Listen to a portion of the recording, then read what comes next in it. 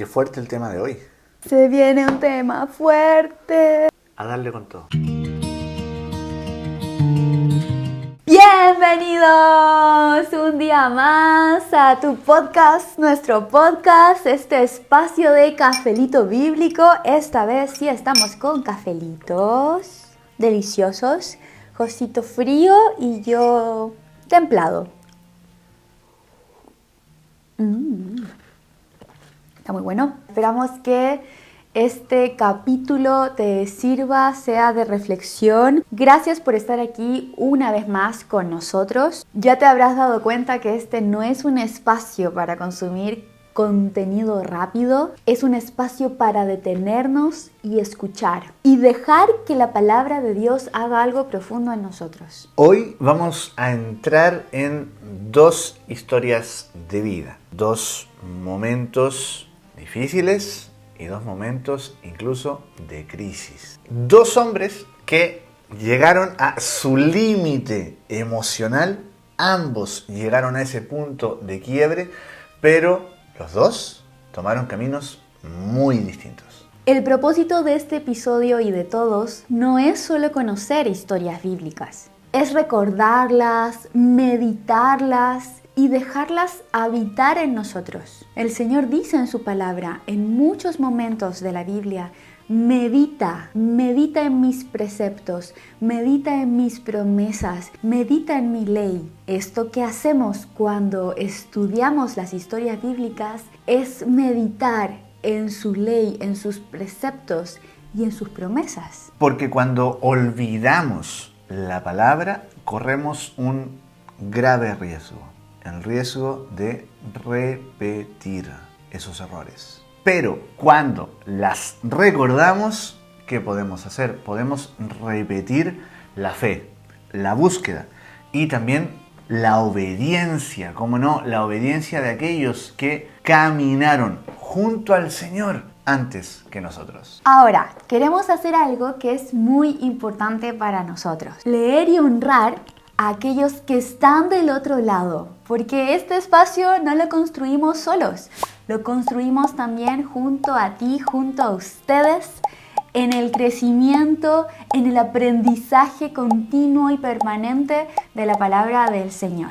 Gracias te damos de corazón porque te tomas el tiempo para escribir, para dejar algo en los comentarios, lo cual a nosotros eso nos dice que el Señor está haciendo algo en tu vida, pero también nos dice qué es lo que el Señor está haciendo ahí en tu vida a través de esto. Así que muchas gracias. Muchas gracias de verdad. Y por lo mismo vamos a pasar a algo que habíamos dejado, que es hacer una mención especial, mención honrosa, a un comentario del capítulo anterior. Y el comentario que hemos escogido en esta ocasión del último video, el de Acán y Baruch. Episodio 8. Anda, si no lo has visto. Es el mensaje que nos ha dejado Karen, que dice: enhorabuena chicos, otro excelente capítulo. Me encanta aprender más de la Biblia y de Dios. Nunca había escuchado la historia de Baruch. Me dejan con ganas de aprender más respecto del servicio, de cómo le lleva su cansancio al Señor y de la obediencia a su autoridad Jeremías.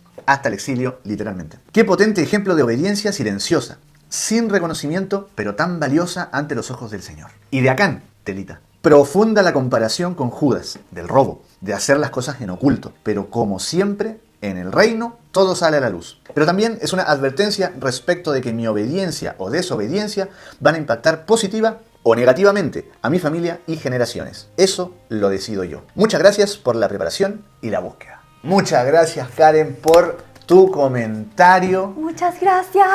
Agradecemos el tiempo que te tomaste para dejarlo, pero también esa reflexión personal de qué es lo que el Señor está queriendo enseñar.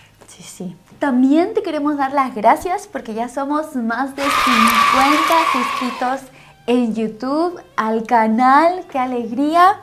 Y también más de 80 en Instagram. Así que de verdad, muchísimas gracias. Recuerda que tu suscripción, tu comentario, tu like nos ayuda muchísimo a decirle al algoritmo de YouTube que esto vale la pena verlo y se lo comparte a las distintas personas que él cree que le puede interesar este contenido. Así que nos sirve muchísimo. Muchas gracias. Aunque puedan parecer números pequeños, para nosotros no lo son, porque son personas. Detrás de cada número hay una vida, una historia y una persona que está buscando a Dios, que está buscando aprender más del Señor y de su palabra. Y eso de verdad nos honra y nos motiva a estudiar más la palabra para poder traer más episodios como el de hoy.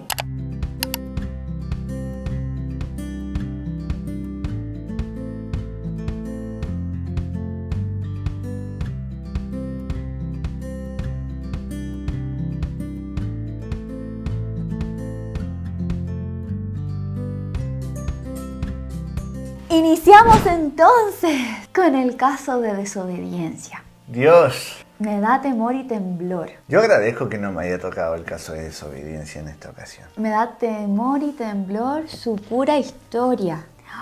Es una historia cortita, pero profundamente significativa cuando uno la estudia y revisa a los extremos de engaño que puede llegar al corazón humano. Cuando la palabra dice, cuida tu corazón, porque de él mana la vida y el corazón es engañoso. ¡Wow! ¿Qué pasa cuando una persona consigue exactamente lo que quiere, pero pierde completamente a Dios en el proceso? Pues la dinámica de este episodio y del siguiente es un poco distinta porque ambos sabemos el personaje que tiene el otro. Sí. Tiene una intención, hay un objetivo detrás de esto. Cada vez que pasa eso es un capítulo bastante especial. Pero el caso del cual vamos a hablar hoy es Zimri, con Z. Pues Zimri aparece en medio de un reino caótico. ¿Quién es él? La única narrativa bíblica de él se encuentra en Primera de Reyes 16, del 8 al 20. Es un relato corto, es un relato pequeño, pero terrible en muchos sentidos. Lo vamos a leer. El título pone, Zimri gobierna sobre Israel. Es que tengo el título, lo tengo más atrás. Reinados de Elá y de Zimri.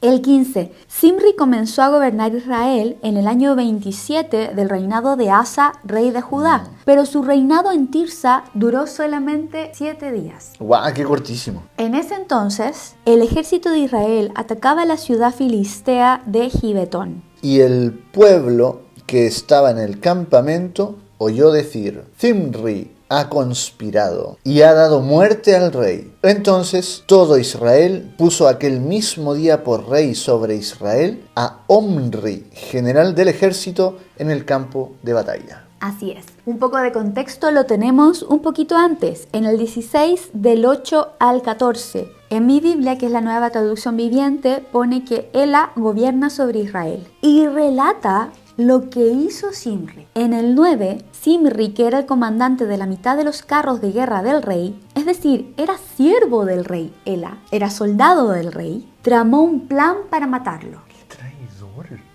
Cierto día en Tirsa, Ela se emborrachaba en la casa de Arsa, el supervisor del palacio, y entró Zimri, lo hirió y lo mató. Este hecho sucedió durante el año 27 del reinado de Asa, rey de Judá. Luego Zimri lo sucedió en el trono. En cuanto subió al poder, Zimri mató a toda la familia real de Baasa. No dejó con vida ni siquiera a un solo hijo varón. Incluso mató a los parientes lejanos y a los amigos. De esa forma, Zimri eliminó la dinastía de Baasa tal como había prometido el Señor por medio del profeta Jehú. Esto sucedió debido a los pecados que Baasa y su hijo Ela habían cometido y también por los pecados que hicieron cometer a Israel. Con sus ídolos inútiles provocaron el enojo del Señor, Dios de Israel. Ese es el contexto de lo que Zimri había hecho antes, siendo un confiable siervo del rey anterior. Ya podemos notar la maldad del alma humana. Claro. En esa época era muy común que se sucedieran reyes tras reyes,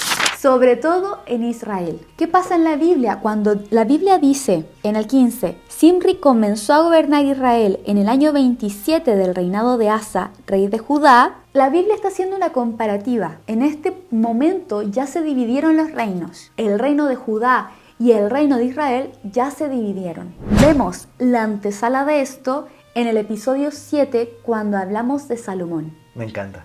Entonces, ¿qué pasa en la Biblia cuando luego más adelante nos hablan de que cuando había un rey en Judá, otro estaba reinando Israel y te mencionan al otro que reinaba en Israel al mismo tiempo para hacerte la comparativa y la línea genealógica para tener el orden claro? Yo cuando era más pequeña pensaba que era lo mismo. Siempre pensé que Judá e Israel eran lo mismo. A mí también me pasaba. Uno lo sabe, pero como que cuando lee la palabra de Dios sin contexto, no recuerdas lo que estaba pasando en la historia. Al final, la Biblia es la historia del pueblo de Dios. Por lo tanto, tenemos que considerar el contexto y lo que estaba pasando al mismo tiempo en otros momentos y en otro lugar. Por eso también que muchas veces cuando vemos en el Nuevo Testamento a Jesús o a los discípulos haciendo mención de algo del Antiguo Testamento, ellos traen y recuerdan hechos del Antiguo Testamento para evidenciar cosas que están ocurriendo en la actualidad. Pues nosotros intentamos hacer eso contando la historia y aprendiendo de la historia. Amén. Y sobre todo de la obediencia y la desobediencia para no repetir los mismos errores que repetían los desobedientes a Dios y sí, por el contrario, repetir la fe, como decíamos.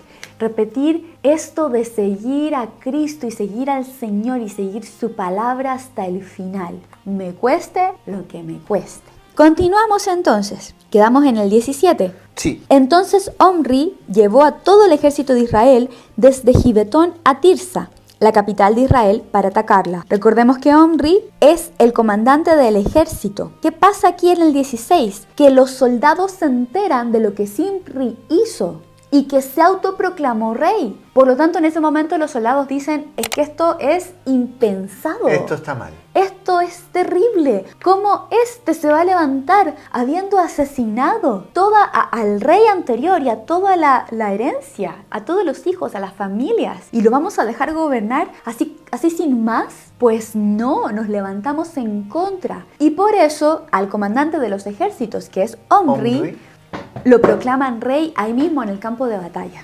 Entonces, en el 18, ¿qué dice? Mas, viendo Zimri tomada la ciudad, se metió en el palacio de la casa real y prendió fuego a la casa consigo y así murió. Se desvivió.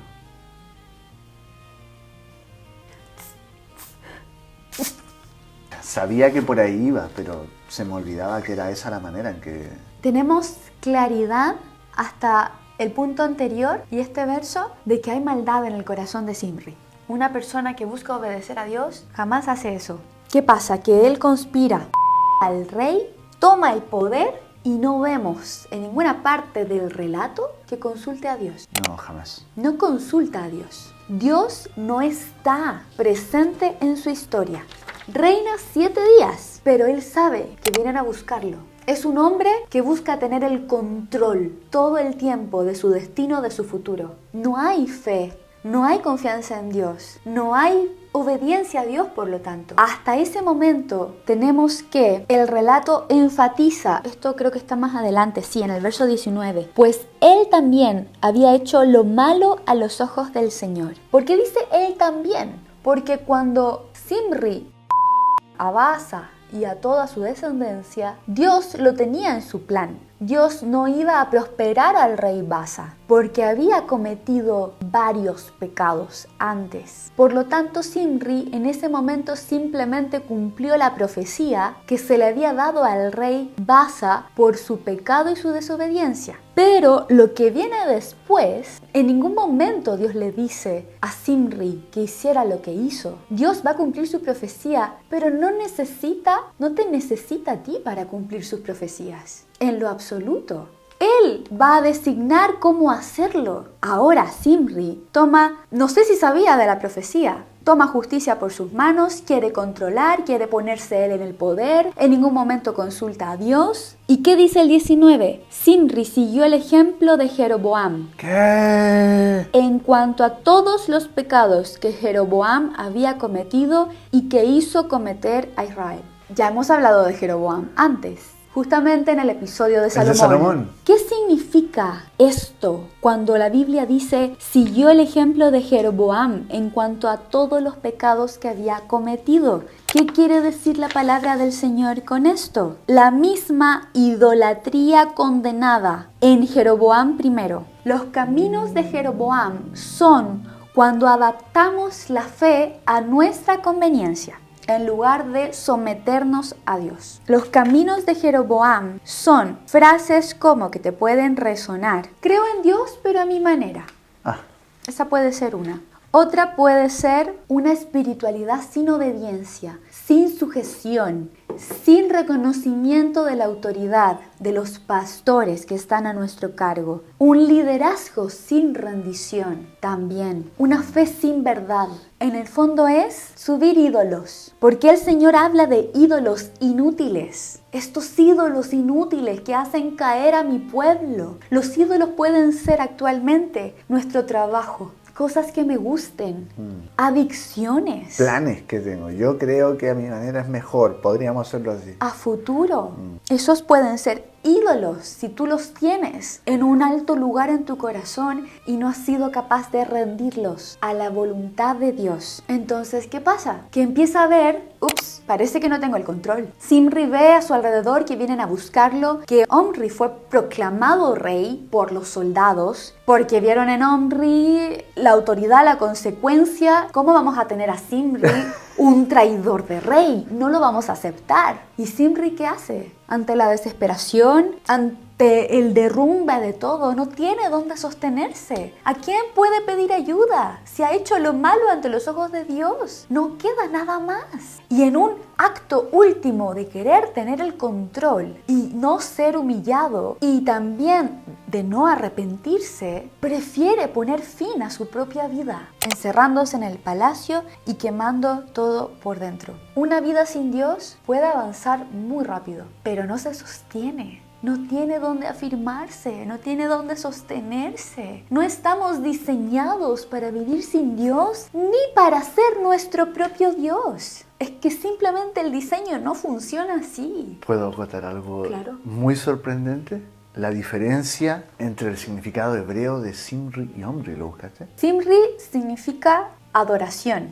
Pero es también la misma palabra que se usa para podar, arrancar, cortar, quitar. Digno de adoración, todos esos significados tiene el nombre Zimri. Omri es unir.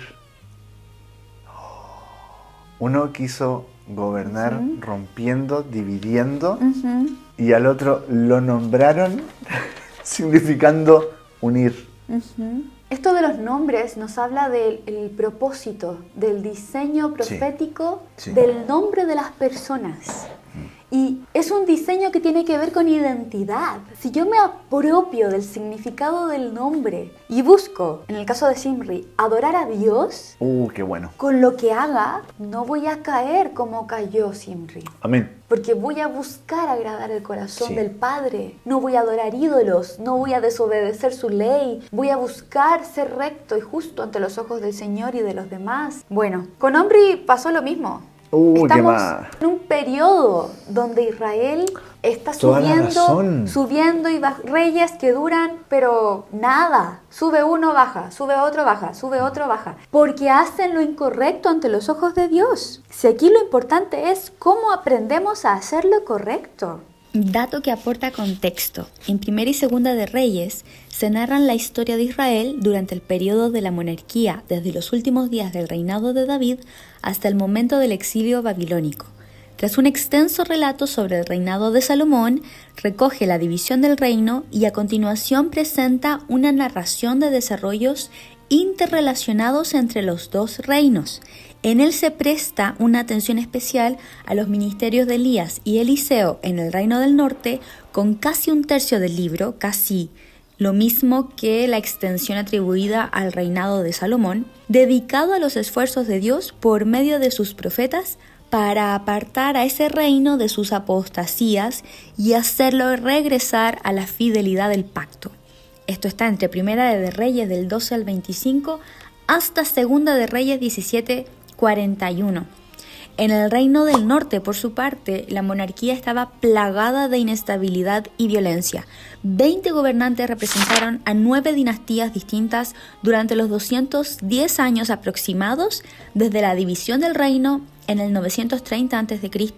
hasta la caída de Samaria en 722 al 721. En el reino del sur también hubo 20 reyes, pero estos fueron todos descendientes de David, excepto Atalía, cuya usurpación del trono interrumpió la secuencia durante unos cuantos años, y abarcaron un periodo de unos 345 años, desde la división del reino hasta la caída de Jerusalén en el año 586 a.C. Nos parece importante mencionar también que Primera y Segunda de Reyes, como Primera y Segunda de Samuel y Primera y Segunda de Crónicas, son en realidad una sola obra literaria que la tradición hebrea denomina sencillamente Reyes. El texto de Primera de Reyes, el versículo 19, enfatiza que murió por los pecados que había cometido, Sí. haciendo lo malo ante los ojos de Jehová y ligando su caída a andar en los caminos de Jeroboam, los mismos pecados idólatras del fundador del reino del norte, Jeroboam. Claro. Y a lo largo de la historia, Dios se encarga de subrayar esta frase: cometió o anduvo en los caminos de Jeroboam. Anduvo en los caminos de Jeroboam varias veces. Entonces, Zimri encarna la justicia de Dios. Dios levanta reyes y los quita. Dios es soberano. Solo Dios. Y la usurpación violenta sin el mandato de Dios no prospera. Nada que podamos hacer, no hay nada que podamos hacer sin el mandato de Dios que prospere. Por eso la obediencia es vital. Amén. Más adelante, la figura de Zimri sigue apareciendo como figura del traidor. No, qué mal. En Segunda de Reyes 9, Segunda de Reyes. 9 9. No me gustan estas historias. No me gustan. cuando la reina Jezabel descubre que Jehú ha sido ungido rey de Israel, ella protesta, comparándolo con Zimri, llamándolo Zimri, tu traidor. Es decir, Jezabel usa el nombre de Zimri como insulto para desacreditar a Jehú. Esto muestra que Zimri quedó asociado Sí. proverbialmente con la injusticia, con la usurpación, con la traición. Segunda de Reyes 9. 33. 33. Tú eres igual a Zimri, quien mató a su amo. Pues mira acá, mira. Vino después Jehú a Jezreel, es el 30, ¿vale? Y cuando Jezabel lo oyó, se pintó los ojos con antimonio y atavió su cabeza y se asomó a una ventana. Y cuando entraba Jehú por la puerta, ella dijo: ¿sucedió bien a Zimri, que mató a su señor? Es como, ¿y cómo te fue hoy, Zimri? Por eso, ¿le fue bien a Zimri? Porque cree que Jehú lo está haciendo Exactamente. por las de él. ¿Cómo es esta frase? Ya, pero esa Una es vez, otra historia. ¡Otra historia! ni Judas se atrevió a tanto. Otra historia. A Jezabel la dejaremos para otro cafelito. Su nombre ahora quedó asociado a la traición y en la Biblia lo usan de esa manera. Teológicamente se extraen muchas lecciones de su historia. Muchos subrayan que Zimri actuó con egoísmo y no esperó el tiempo de Dios. Con egoísmo, por no decir maldad. Hombre, claro. Al contrario, David esperó pacientemente su momento sin violentar el ungimiento divino. O sea, es que David estuvo muchos años sabiendo que era ungido. Sí. Fue ungido por Samuel y no llegó y usurpó el trono a Saúl. Esperó que Dios le dijera cuándo y cómo. Ni siquiera lo agredió teniendo la oportunidad. Eso. En contraste, Zimri quiso forzar su gloria por medios humanos y sufrió un final trágico.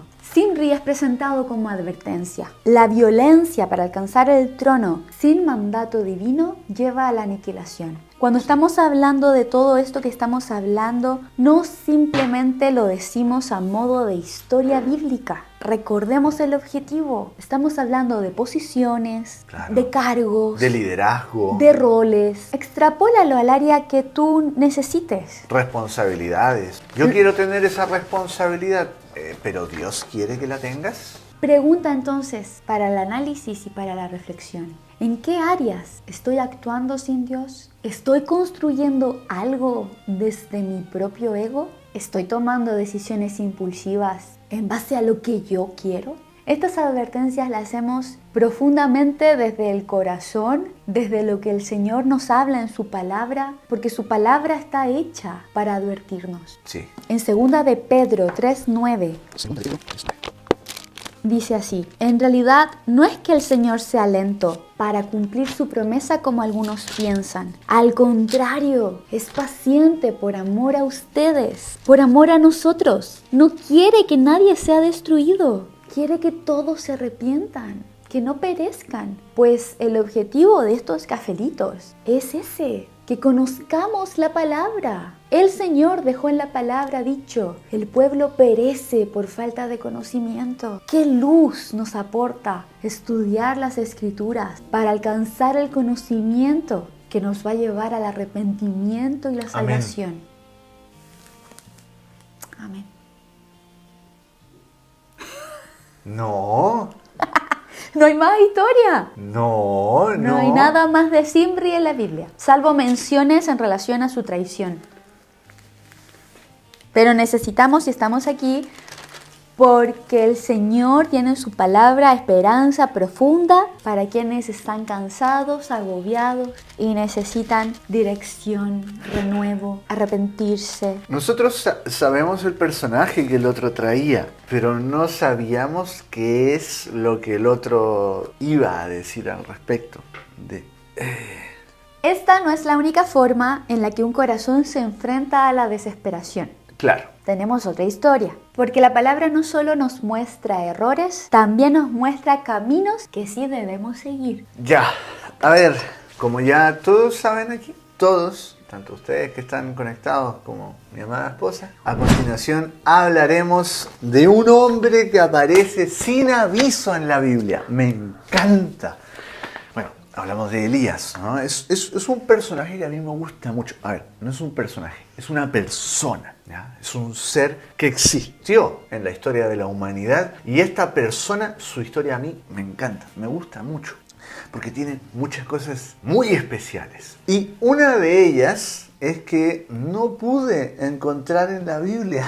No pude encontrar dónde nació ni de dónde viene, nada. ¿Por qué? Porque, y este es uno de los detalles que a mí más me gusta, estábamos viendo el de Zimri, capítulo 16, y claro que tenemos ahí este contexto en que en ese mismo capítulo empieza a pasar la historia, pero es el mismo capítulo, en el mismo 16, que aparece ahora el reinado de Acab. Comenzó en el versículo 29 del capítulo 16, el mismo en el que estábamos, pero ahora el versículo 29. ¿En serio? Sí.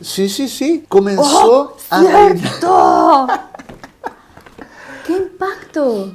Comenzó a reinar Acab, hijo de Omri, Oh my gosh. sobre Israel el año 38 de Asa, rey de Judá. No lo hicimos aposta. No. Oh my god. Exacto, solamente dijimos, oye, ¿tú cuál vas a hacer? Este, y tú podrías hacer de este, en base al tema que el Señor ha inspirado tocar el día de hoy. Entonces dijimos, vale, ok, perfecto. Muy bien. Pues mira, Gracias, Señor. era el mismo. Acab, hijo de Omri. Wow. Y que Omri, también siguió el ejemplo de Jeroboam. Hizo Claro. lo malo a los ojos del Señor. Peor aún que todos los reyes anteriores, dice el 25. ¿Eso lo leíste para Omri? ¿Sí? Pues te leo lo que dice aquí en el 30. Y reinó Acab, hijo de Omri, sobre Israel en Samaria 22 años. Y Acab, hijo de Omri, hizo lo malo ante los ojos de Jehová, más que todos los que reinaron antes de él. Aquí dice la misma frase. Peor aún que todos los reyes anteriores. Cada uno era peor que el anterior.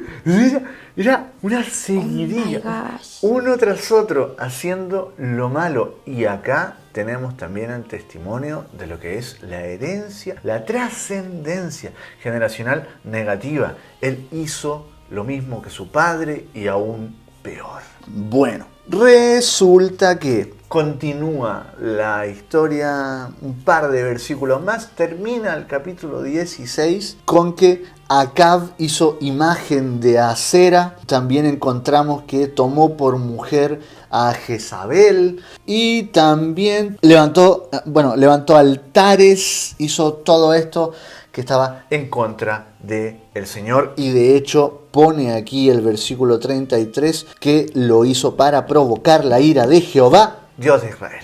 Aquí dice, Acab hizo más para provocar el enojo del Señor, Dios de Israel, que cualquier otro de los reyes anteriores. Toma. ¿Vale? Mira, por darnos el gusto. Pero vamos... qué miedo. Así como empecé el capítulo, el episodio, yo estaría temblando, con temor y temblor de hacer enojar al Señor. ¿Qué onda? O sea, tú sabes que esto causa ira a Jehová y lo haces igual. Lo haces para provocarlo. Lo haces para provocar. Así como, a ver qué puedes hacer. Ja. Sí, sí. No, qué impacto. Ahora, por darnos el gusto, vamos al versículo final de este capítulo del 16, que es el versículo 34. En su tiempo, Giel de Bet-El reedificó a Jericó. A precio de la vida de Abiram, su primogénito, echó el cimiento, y a precio de la vida de Segub, su hijo menor, puso sus puertas conforme a la palabra que Jehová había hablado por Josué, hijo de Nun. Ya. Ahí uno lee eso y dice, ¿para qué leí este versículo?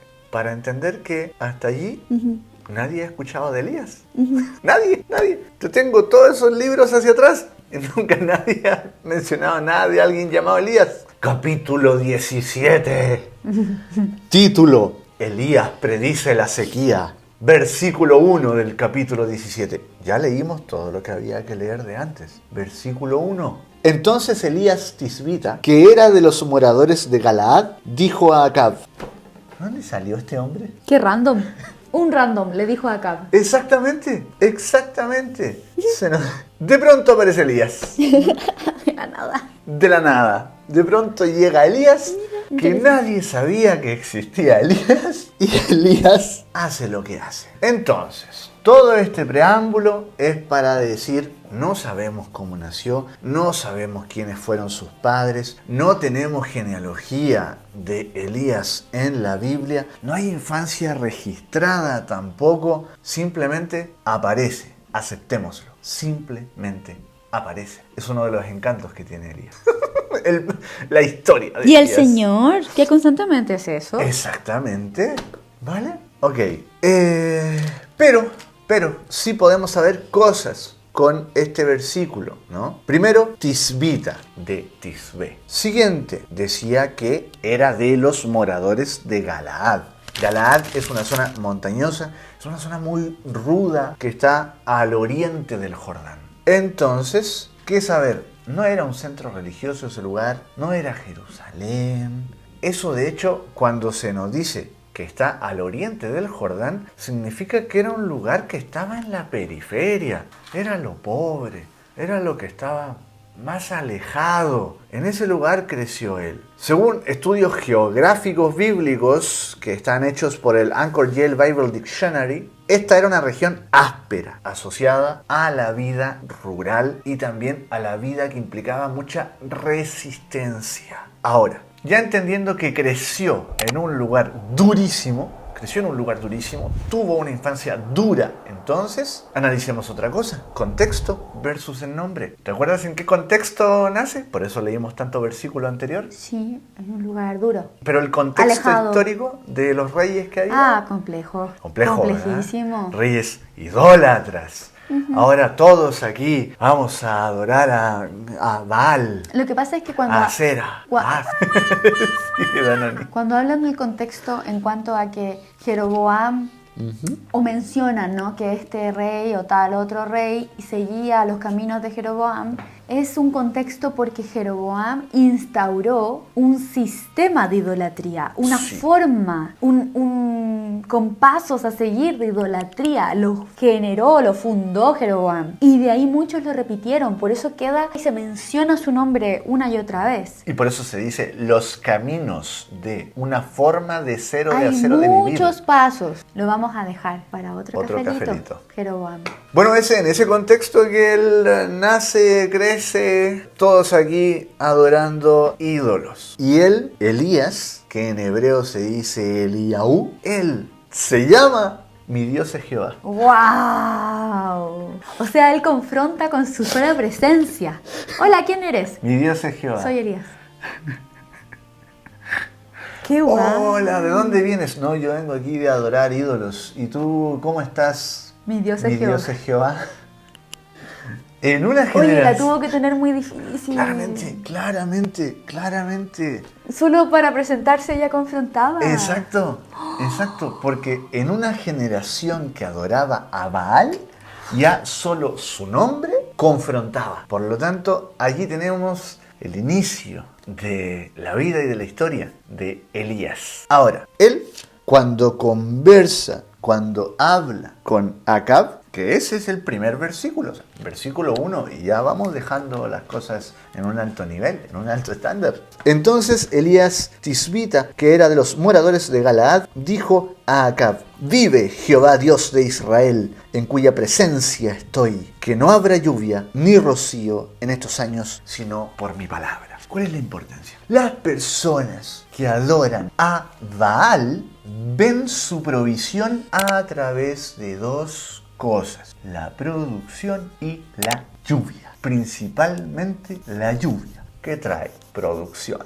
Vale, ustedes adoran a Baal y adoran la lluvia que él trae. Entonces, la primera cosa que hace Elías cuando aparece en la Biblia, no más pasar un solo versículo, es decirles: no hay más lluvia.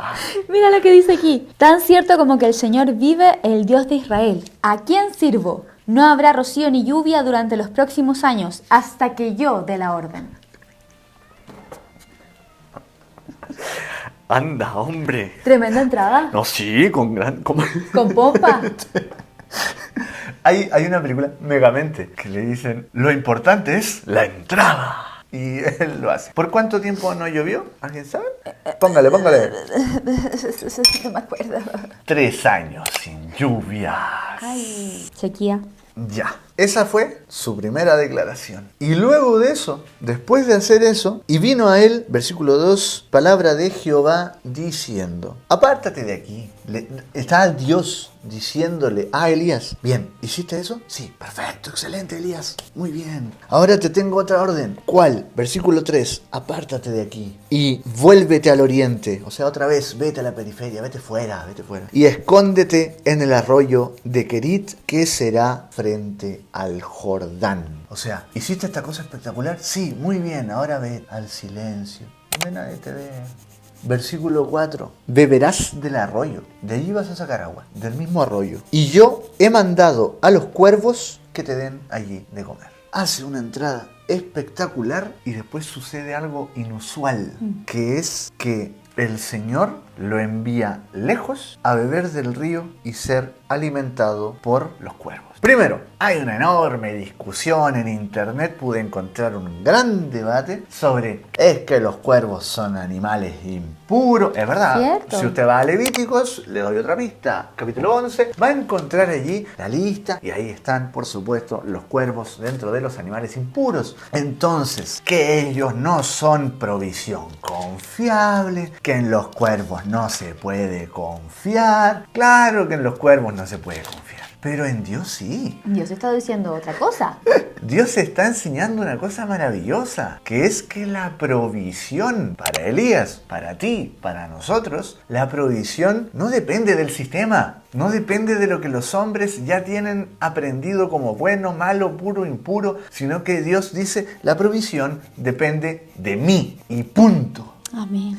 Y si la quiero hacer a través de cuervos, créeme, va a haber provisión a través de cuervos. Y advertencia también, como la burra de Balaam. Como la burra de Balaam. Es lo que a Él se le antoja, lo que a Él le Exactamente. plazca. Eso es soberanía de Dios. No hay reservas, no hay control, no hay nada, solamente dependencia absoluta. Después de eso, en el versículo 14 del capítulo 17, el Señor le dice: levántate, vete a Sarepta de Sidón y mora allí. He aquí, yo he dado orden allí a una mujer viuda que te sustente. La historia de la viuda de Sarepta.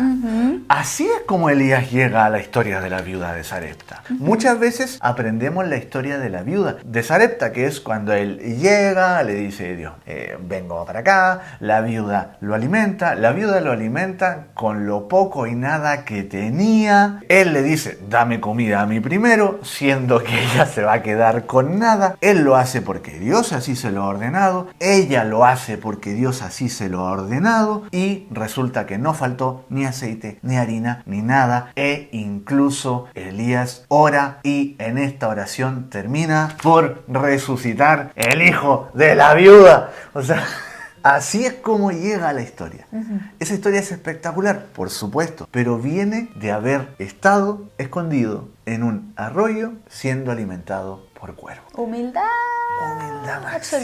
Absoluta. Absoluta. Te di una orden para que hagas una entrada espectacular, luego te di Que en otra verdad no es por la entrada. Exactamente. Es por el mandato de Dios. Exactamente. Y después te doy una orden a que vayas a ser humilde. Sigue siendo humilde. Amén. Sigue recordando que solo dependes de mí. Amén. Es más, ¿sabes qué pasa cuando él se va a Sarepta? No. El arroyo se seca. Ah, sí. Estaba el tiempo preciso, Sí. estaba el tiempo perfecto para aún seguir siendo hidratado por el arroyo, porque Dios eso lo conoce perfectamente. Entonces, ya, se seca. El mismo Señor dice: ok, con esto di provisión, ya no doy provisión con esto. Bien, ahora movámonos, vámonos. Es la primera resurrección registrada que el Señor hizo por medio de un profeta. Luego llegamos al punto más alto de la historia de Elías.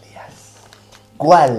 En esta historia de cosas muy por encima de lo natural. Muy por encima. Primera de Reyes, capítulo 18. Encontramos por allá por los versículos 38 un momento espectacular. Dice: entonces cayó fuego de Jehová y consumió el holocausto, la leña, las piedras y el polvo, y aún lamió el agua que estaba en la zanja. ¿Qué?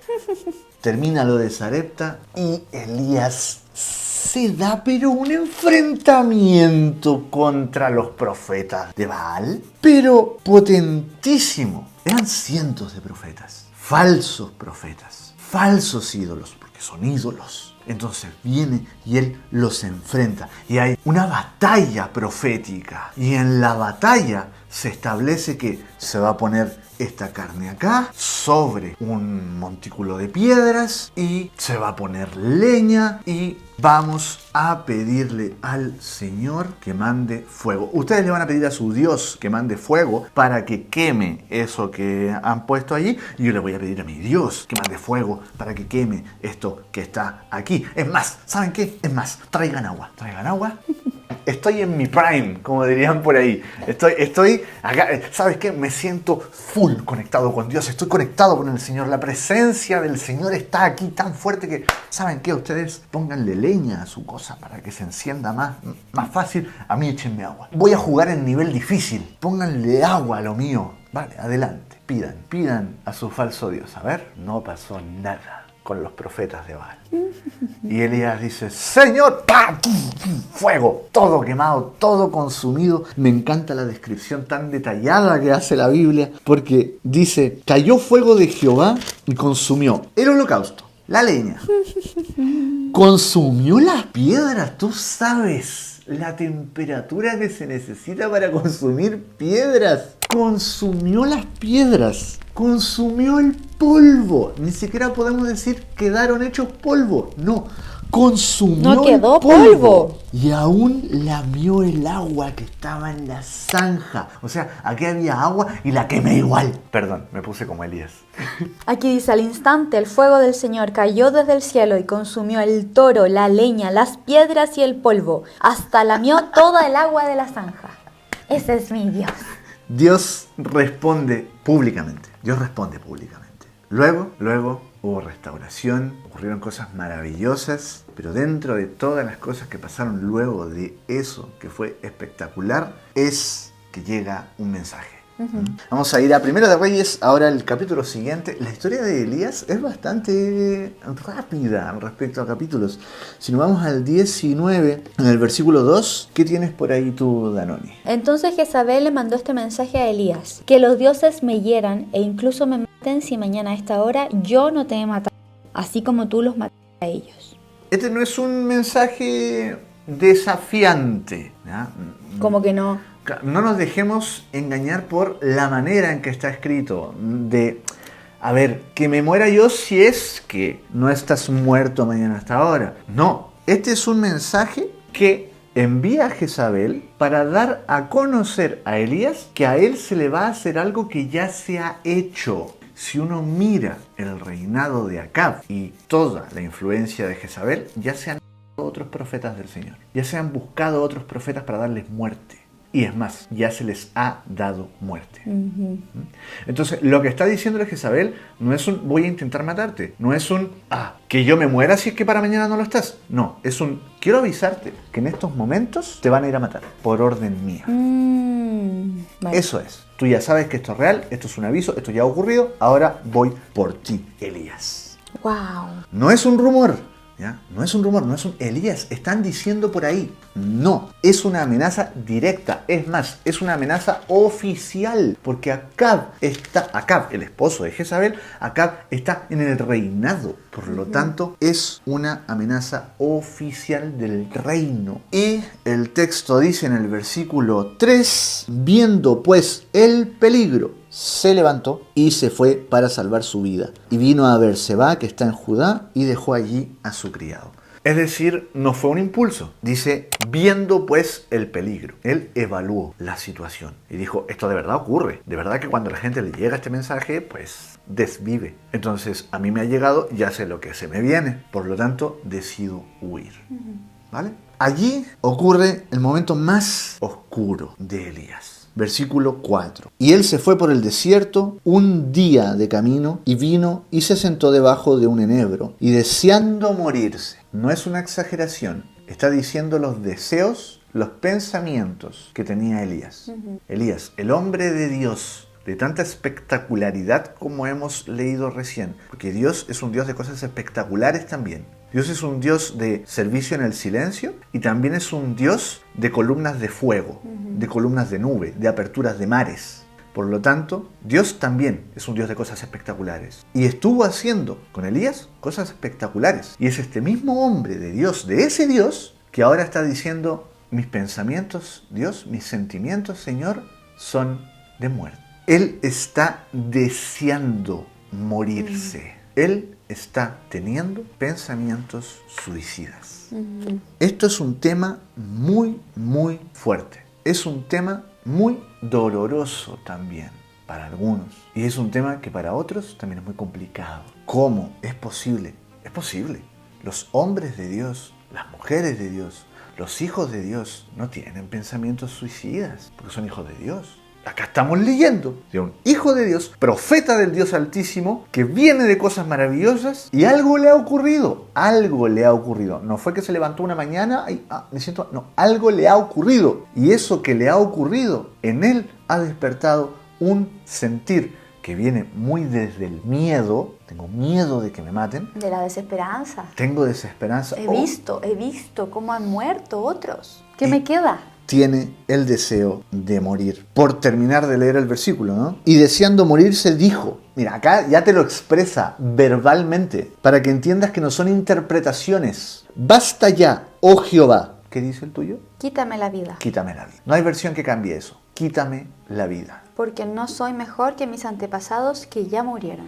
¿Ves que sí estamos hablando de pensamientos suicidas? Quiero que mi vida sea quitada. Ahora, él, a diferencia de la historia que vimos recién, tiene una decisión distinta. Él no intentó. Lo de Zimri fue duro, es duro, porque nos muestra hasta dónde puede llegar el corazón humano sin Dios. Cuando se aleja de Dios, cuando decide cerrarse, cuando no hay rendición a su voluntad. Y quizá mientras escuchas esto, hay algo que pesa.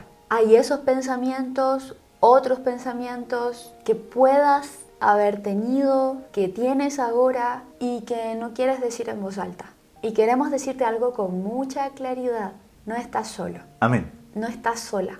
Por eso también es bueno que sepas que vamos a estar abordando estos temas en una conferencia de prevención del suicidio, donde entregaremos herramientas, pero por sobre todo lo que haremos será abrir un espacio en el cual sepas que no estás solo, donde sepas que estás acompañado por otros, acompañado por amor, acompañado por Dios. Y acompañado también para acompañar si es tu caso en el cual has recibido de personas, de adolescentes o jóvenes o personas de cualquier edad que han tenido estos pensamientos y quieres saber cómo acompañar con las herramientas, con la paz del Señor, pero también con el amor del Señor.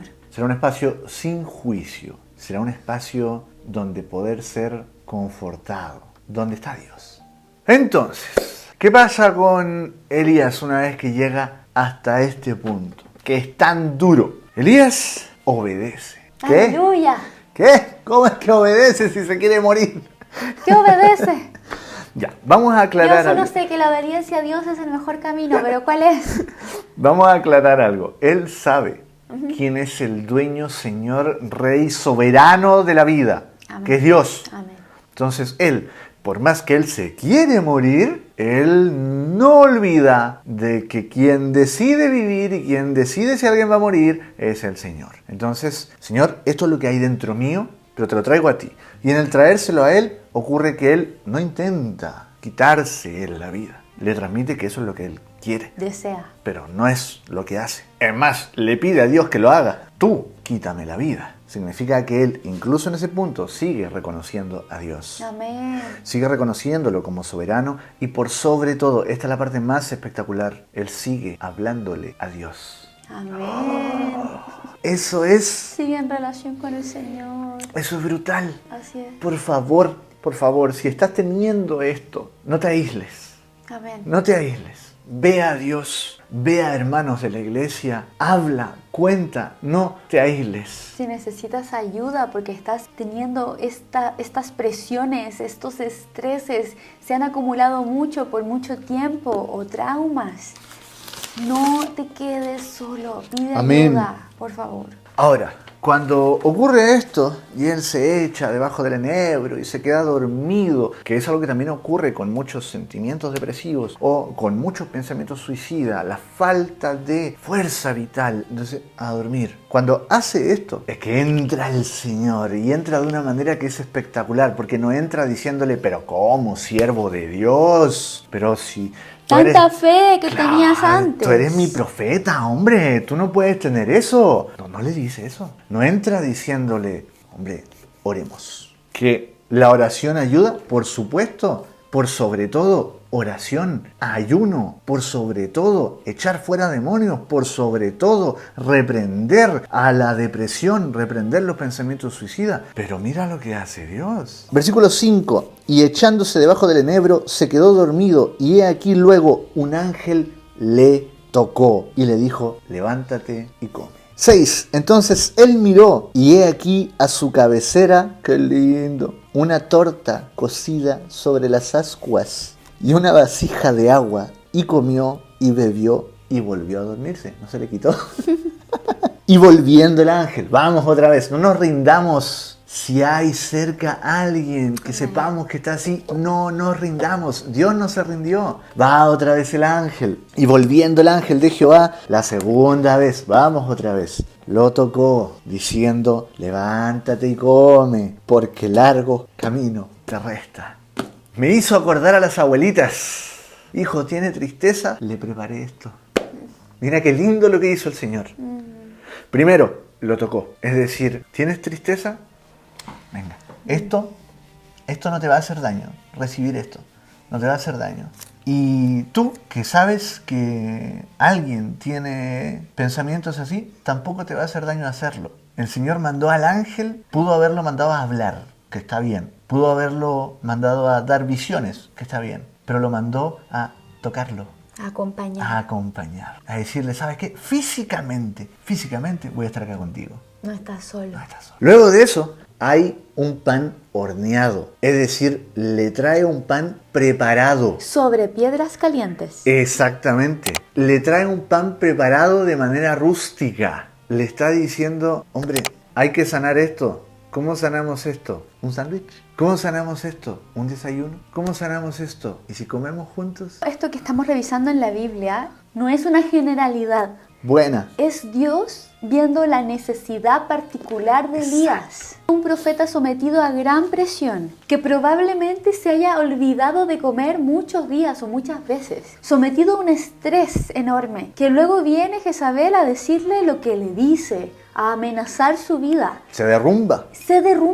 La presión ya es muy alta. Pero Dios sabe lo que necesita el cuerpo humano. Dios sabe lo que necesita el alma. Dios sabe lo que necesita. Y si en ese momento no estamos diciendo que esto soluciona esos pensamientos per se, estamos diciendo que Dios conoce la necesidad particular de cada persona. Exacto. Y en este caso, este profeta le iba a hacer bien un pan recién horneado y un poco de agua para satisfacer esas necesidades que uno puede decir son básicas. Son necesidades que si faltan, exacto, nos sentimos sin fuerzas. Dios no niega la necesidad física, no niega lo que necesita nuestro cuerpo. ¿Sabes? A veces estos pensamientos también pueden venir porque no hemos cuidado esta parte física. Porque no hemos cuidado esta parte física. A veces también hay que preguntarse, ¿qué tiene que entrar ahora en mi vida como este pan? ¿Qué tiene que entrar ahora en mi vida que sea sano? ¿O qué tengo que sacar también de mi vida que es insano? ¿Tengo que comer menos patatas fritas? Amistades. ¿Tengo que comer más vegetales? A veces las amistades refuerzan los mismos daños que ya vengo trayendo de mi historia. Por lo tanto, ojo con los amigos también. Así que, ¿de qué te has alimentado? Tal vez necesitas alimentarte de un pan del cielo, de un pan que traiga de Dios. De alimento del Señor, más que del mundo. Dios trata tanto lo espiritual como lo humano. Por lo tanto, tal vez ese pan que necesito es conversar con un psicólogo cristiano. Tal vez ese pan que necesito es, ¿sabes qué? Tengo mucha tristeza. ¿Podríamos juntarnos mañana y desayunar juntos? Es maravilloso. Nos enseña también cómo cuidar a otros. También tantas veces que nos encontramos con otro y lo primero que hacemos durante el día es pedirle algo. Primera vez que te veo y te quiero pedir esto. Y tal vez lo que debería hacer es como lo del ángel, ¿no? Primera vez que te veo en el día. Hola, ¿cómo estás? ¿Cómo dormiste? ¿Desayunaste? No, vamos. Te tengo un pan. Bien, ahora, en ese momento de debilidad, él fue entonces obediente. Se levantó, no tenía ganas de nada, sigue teniendo estos sentimientos, sigue teniendo estos pensamientos, se levanta, come, bebe, se duerme. ¿Y qué hace Dios? Manda al ángel otra vez. No te rindas. Si tienes alguien que vive esto, no te rindas. Aunque la primera vez lo haya hecho y haya caído otra vez en aquello, ve tú otra vez. Y repite. Aquí está mi abrazo de nuevo. Aquí está este pan otra vez. Amén. Finalmente, ¿sabes qué? Esta es la promesa que da el Señor. Si tú que estás viviendo esto, lo intentas otra vez, y lo intentas otra vez, y lo intentas otra vez, sí podrás salir de esto. Y a los que podemos conocer a alguien, si lo intentamos otra vez, si lo intentamos otra vez, si lo intentamos otra vez, esa persona sí podrá salir de eso. Finalmente, él se levanta, camina y sigue. Esto en el versículo 8. Se levantó, pues, y comió, y bebió, y ya no se volvió a acostar. Dice aquí, y fortalecido con aquella comida, caminó 40 días y 40 noches hasta Horeb, el monte de Dios. Aquí dice, entonces se levantó, comió y bebió, y la comida le dio fuerza suficiente para viajar durante 40 días y 40 noches, hasta llegar al monte Sinaí, la montaña de Dios. Allí llegó a una cueva donde pasó la noche. Recordemos que Sinaí también es Horeb. Exactamente. En hebreo, otro nombre. Al llegar allí, tiene un momento con el Señor también maravilloso. El Señor le dice, ¿qué haces aquí, Elías? Pero ¿cómo si tú me mandaste? He sentido un vivo celo por Jehová, dice él, entre varias cosas, y solo yo he quedado y me buscan para quitarme la vida. O sea, viene y le cuenta, le dice, esto es lo que me pasa. Por favor, encanta. habla. Amén. Si estás viviendo esto, habla. Amén. Habla. Elías no tuvo miedo de decirle al Dios, creador del universo, al Señor de señores, al Rey de reyes, no tuvo miedo de decirle, tengo miedo de que me maten. Y yo sé que tú me puedes proteger de todo, pero tengo miedo de que me maten. Aún así lo hizo. Dios no se enojó con Elías. Ni tampoco le dijo, pero qué tonto si estoy yo contigo. No le dijo hombre falto de fe. No. No. Dios acoge a su profeta, a su siervo. Esto es 9 y 10. En el 11 tenemos la respuesta del Señor. Sal fuera y ponte en el monte delante de Jehová. Y he aquí Jehová que pasaba, y un grande y poderoso viento que rompía los montes y quebraba las peñas delante de Jehová, pero Jehová no estaba en el viento. Y tras el viento un terremoto, pero Jehová no estaba en el terremoto. Y tras el terremoto un fuego, pero Jehová no estaba en el fuego. Y tras el fuego un silbo apacible y delicado. Y cuando lo oyó Elías, cubrió su rostro con su manto y salió, y se puso a la puerta de la cueva. Y he aquí vino a él una voz diciendo, ¿qué haces aquí, Elías? Ahí él respondió lo que acabamos de ver. Volvió a responder lo exactamente. Y le dijo Jehová, ve, vuélvete por tu camino por el desierto de Damasco, y llegarás y ungirás a Hazael por rey de Siria. ¿Dónde estaba el Señor? No estaba en los terremotos, no estaba en el romper montañas. ¿Te sientes así, Elías? Ok, mira, de esta forma yo estoy contigo.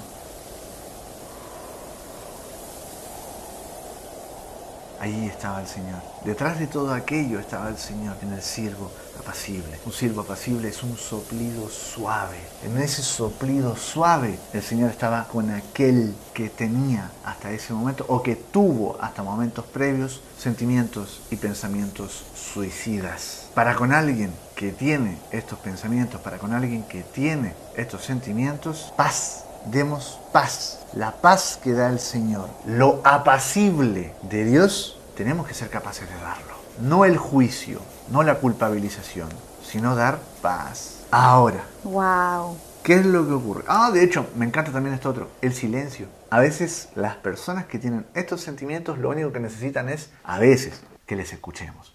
Ahora, no a veces, sí siempre ayuda nuestro silencio también. A veces hay que escuchar solamente. Es bastante bueno, para uno como para el otro. Por último, bueno, estuviste en esto, yo estoy contigo ahora, vas a estar bien. Te tengo más propósitos, tengo más cosas grandes para ti. Y voy a acoger tu necesidad. Es más, ¿sabes qué? Te tengo legado. ¿Pero cómo si vengo de esto? Te tengo legado. Por ahí hay alguien que se llama Eliseo. Te tengo legado. Finalmente, en Segunda de Reyes, capítulo 2... versículo 11. Y aconteció que yendo ellos y hablando, he aquí un carro de fuego con caballos de fuego, apartó a los dos, Elías y Eliseo. Y Elías subió al cielo en un torbellino. Esa es la última vez que se vio a Elías. Aquel que pidió morir, el Señor le dijo, porque le dijo, ¿tú quieres morir? Vale, es que yo tengo otras cosas. De hecho, no te vas a morir. No hay registro de muerte de Elías. Es verdad. Lo que tenemos registro es que el Señor se lo llevó. Eso sí tenemos registro. Pero a aquel que pidió morir, el Señor no le permitió morir. He aquí un carro de fuego y Elías subió en un torbellino. Adiós. Adiós. No experimentó la muerte. Nosotros, tenemos también esa promesa de que podremos tener junto a Él, si abrazamos su salvación, podremos tener junto a Él una eternidad junto a Él. Por lo tanto, Días son estos de Elías declaran palabra de Dios. Wow. Hay esperanza, fíjate. Hay esperanza. Que hay esperanza de que aquel que quiere, que siente, que piensa en morir, hay esperanza de que tenga una eternidad en Cristo realmente, que ese sea realmente su final. Hay una esperanza de que esa persona pueda seguir viviendo. Si eres tú, hay esperanza de que tú puedas seguir viviendo, puedas seguir teniendo un propósito en Cristo, un propósito que termina por llevar a una vida que trasciende aquello que incluso estuvimos deseando en el peor de nuestros momentos. Una vida que trasciende hacia otra vida eterna.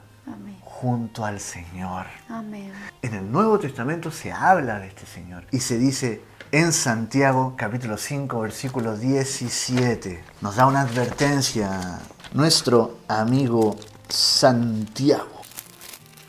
Elías era tan humano como cualquiera de nosotros. Sin embargo, cuando oró con fervor para que no cayera lluvia, no llovió durante 3 años y medio. Más tarde, cuando volvió a orar, el cielo envió lluvia y la tierra comenzó a dar cosechas.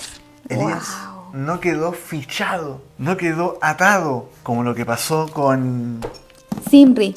Zimri. No quedó atado a su sentimiento de querer morir. La debilidad, no quedó atado a una a eso. debilidad, a vergüenza, a traición tampoco, a falta de fe tampoco.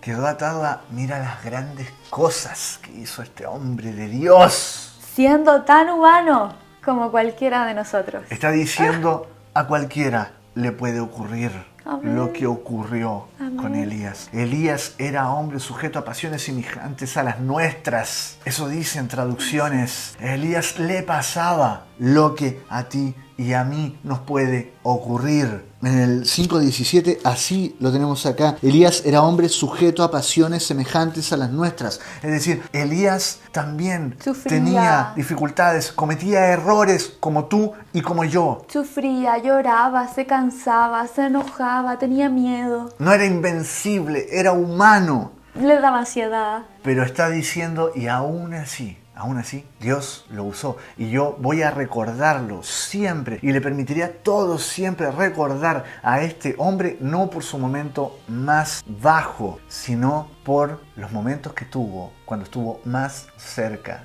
de Dios. Amén. Gloria a Dios. 2 caminos. Uno sin Dios, otro sostenido por Dios. Gloria a Dios. Esa es la diferencia. Esa decisión lo define todo. Decidir por Dios lo define todo. Amados hermanos, si estás pasando por un momento así, pide ayuda. Amén. No te quedes solo, pide ayuda. Habla. Dios te ama y tiene propósitos Amén. para tu vida. Amén. No uno, muchos propósitos para tu vida. Él ha elegido, Él ha querido que estés en este mundo, que tengas vida. Amén. Pero no solo para que vivas en este mundo, sino para que tengas vida eterna, para que seas también trascendente en las vidas de los demás. Tus heridas pueden ser sanadas por Dios. Busca compañía, busca ayuda. No estás solo. Te invitamos que lo hagas. Y si tú estás viendo esto y has visto a otras personas, has conocido de personas a tu alrededor que tienen este tipo de pensamientos, tú puedes acompañar sin juicio, con esperanza y con fe.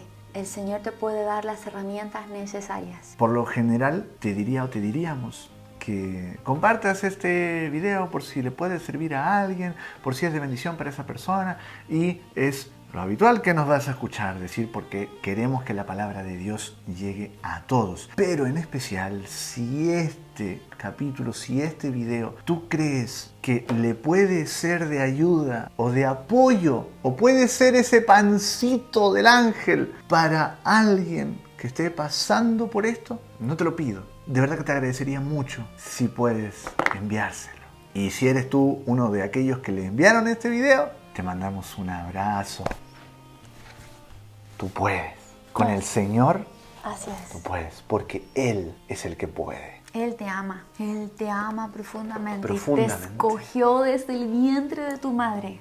No estás solo. Y por eso queremos también cerrar hoy de una manera diferente, de una manera bastante especial, que es teniendo un tiempo de oración. Amén. Amado Señor, muchísimas gracias, Dios. Amén. Muchísimas Gracias, gracias, Señor, por poder aprender de ti, por poder aprender de tu palabra, Gracias, Jesús. pero por sobre todo hoy, por poder recibir ese silbo apacible que está allí detrás de tu palabra. Sabemos que tú, Señor, eres el que ha estado, no detrás, sino el que ha estado en el capítulo de hoy, en lo estudiado hoy, en lo revisado hoy. Te queremos pedir palabra de esperanza, que tu espíritu de consuelo vaya con aquellos que lo necesitan. Amén, Señor. Por favor, Ay, Jesús. Señor.